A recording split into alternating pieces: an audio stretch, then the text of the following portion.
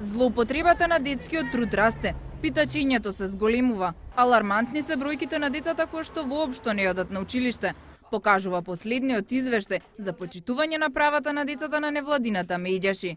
Според нивните податоци, 1500 деца се жртви на најтешка форма на злоупотреба, затоа што немаат извод од матична книга на родените. 2000 деца дневно питачат или чистат прозорци на улица, а 18500 воопшто не се вклучени во образовниот процес.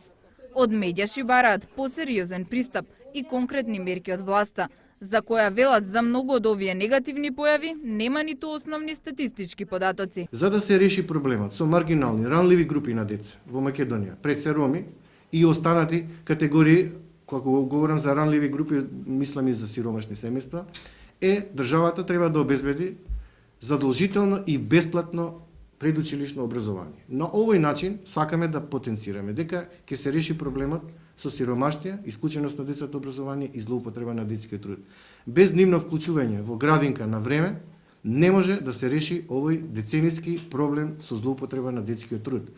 Замислете дека според нашите сознанија од посета на 20 општини уфатеноста на деца во предучилишно воспитание од 9 до 15%. Со проблеми се соочуваат и учениците со посебни потреби.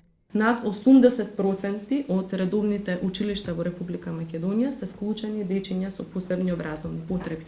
Меѓутоа, при тоа наставниците немаат наоди, мислење, односно релевантни документи кои што даваат опис за тоа за каков проблем или потешкотија станува збор кај секое од деца. Но 20% од училиштата имаат обезбедено физичка пристапност за децата. Кога велам физичка пристапност, мислам на пристапна рампа која што се наоѓа на влезот на самото училиште. Наодите од истражувањето Медјаши ќе ги испрати до владата и до Комитетот на Обединетите нации за правата на детето.